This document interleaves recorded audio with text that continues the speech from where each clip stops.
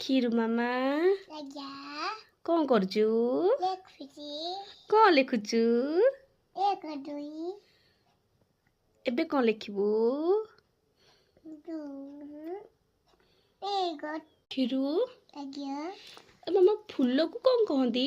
Flowers flower ନା flowers?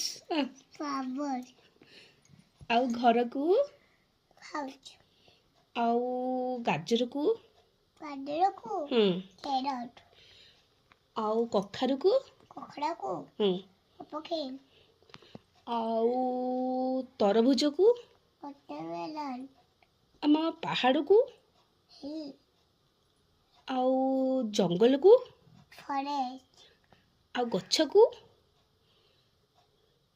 ଟି ହଁ ଆଉ ମାମା ଚିଲଟାକୁ କ'ଣ କହନ୍ତି? ଚିଲଟାକୁ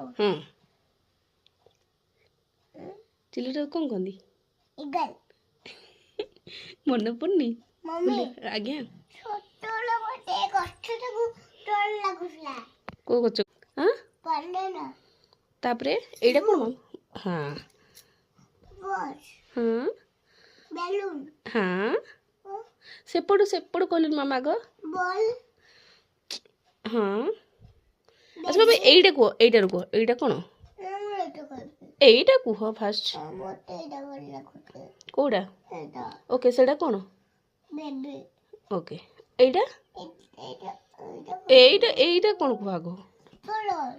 ଏଇଟା ଏଇଟା ଏଇଟା ତାପରେ କହିଚାଲ ଗୋଟେ ଏଇଟା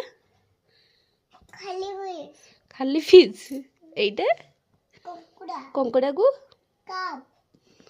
ଆଉ ଏଇଟା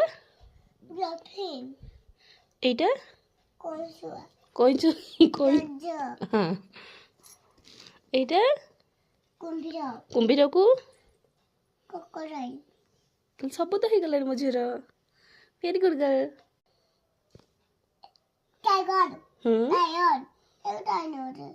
କୋଉଟା ଏଇଟା ବିଲକୁ କ'ଣ କହନ୍ତି? ଜାକଲ ହଁ ତାପରେ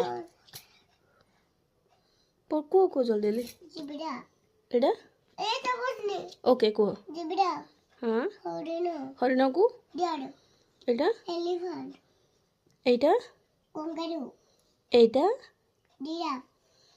ଆଉ ଏଇଟା ଓହ ମକି ହଁ ହଁ ଛାଡ଼ି ଦେଇଥିଲି ଏଇଟା ଏଇଟା ଆଉ କୁହ ତାହେଲେ କୋଉଟା କୁହ ହଁ